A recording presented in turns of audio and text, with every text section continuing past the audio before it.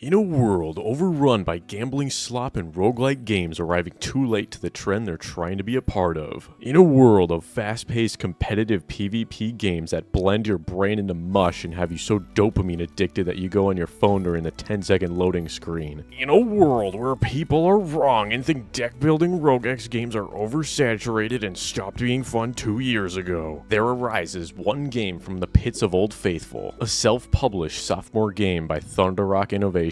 And last but not least, a relaxing deck building roguelike strategy city builder with puzzle aspects if you want to take your skills to the leaderboard.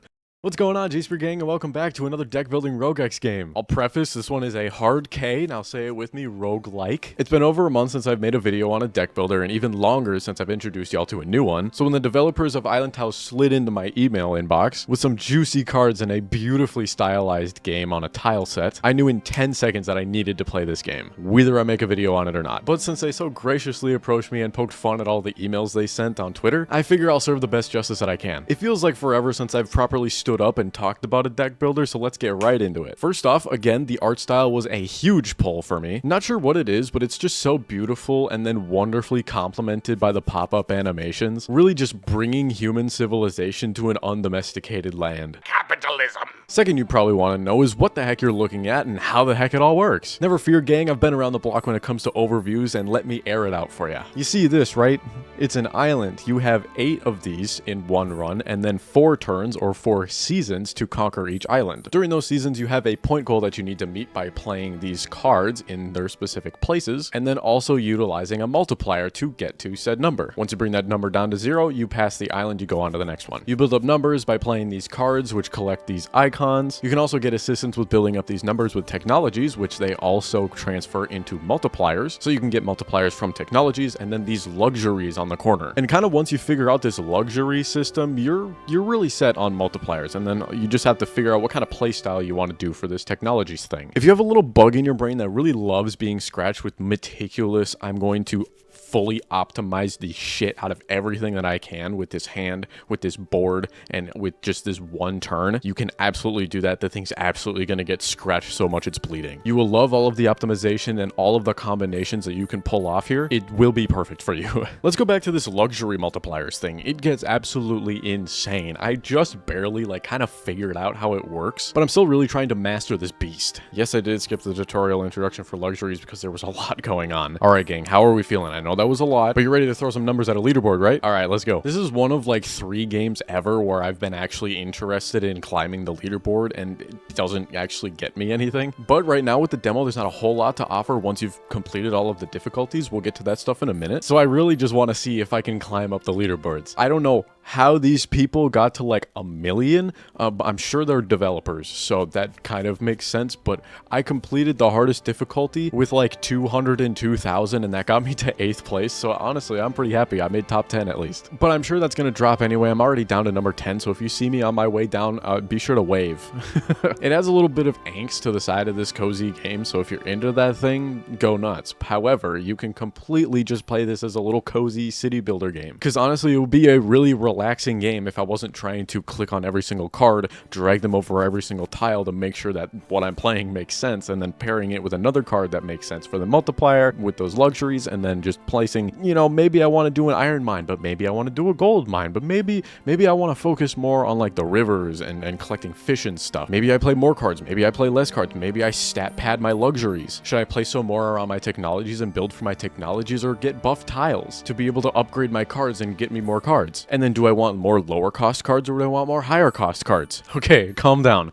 Breathe in. I'm getting ahead of myself. The cards will mostly play themselves. It's okay. See what I mean though? Cozy with a side of angst. Are you a statistics person? Do you love math, and do you love attempting to do mental math and then be really confident about your answer just to be so completely off? Because man, am I bad at math. I'll be looking at a number that's 1600 with a multiplier of 8.2 and think, yeah, no, this could totally hit 18k, when in reality it's 13.2. And I'll do this even on a smaller scale. I'll look at a number 300 or 400 and and it's got a multiplier of 3.9. I'm like, yeah, no, this could totally hit 1000. But if I just like took a second and actually did the mental math, I could break down 300 by a multiplier of 3.3 and see 300 by 3, 900, 0.3 by 300 will do 30. 30 by 3 is 90, so it's 990. No, that does not even hit 1000. But again, I'll think to myself, I'll be like, surely this is 1200. But that's only for one season. I'll miss the number by like 10 and be like, oh my god, it's over. My life is crumbling to pieces. And then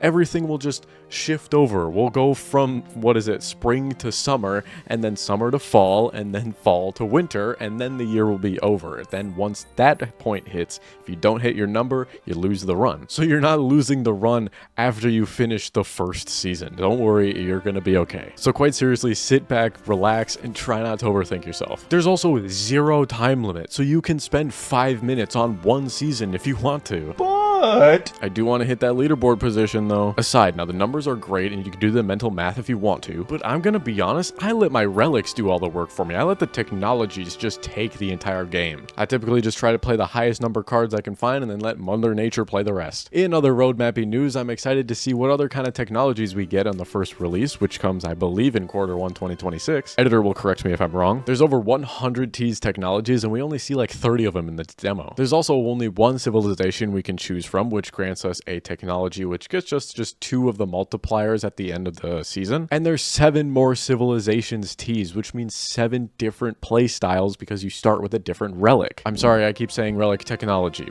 Just replace every time I say relic with technology. Additionally, I said that the demo offers 3 difficulties. I do believe there are 5 more teased with the full game release. And obviously, if you want a higher score on the leaderboard, you gotta be playing those higher difficulties. As far as the true difficulty though, I did breeze through the first 2 difficulties no problem on my first try, then kind of got stumped on the third one in between watching episodes of the original Hellsing from 2001. But for the third difficulty, I did push through on my third attempt and was able to win and get myself plastered up on that leaderboard. But yeah, in the year 2025, here I am watching Hellsing that aired like a couple of months after I was born. Also, it's a really good, fun read if you're interested. Go look up Hellsing's Wikipedia page. It's not the greatest show, but it's definitely a product of its time regarding animation quality. But I'm also not really used to watching like critically acclaimed things. They're not really I'm gonna hold my cup of tea like this on my couch and I'm gonna sit with my leg up and go, yes. But I did start watching Hellsing Ultimate and I can tell you that it is so much better so far. I'm only like 2 episodes in. But I digress. Any extra thoughts on Islantiles? I honestly had way more fun than I expected to with a game that has a little multiplier for your damage outputs. That hasn't really been my,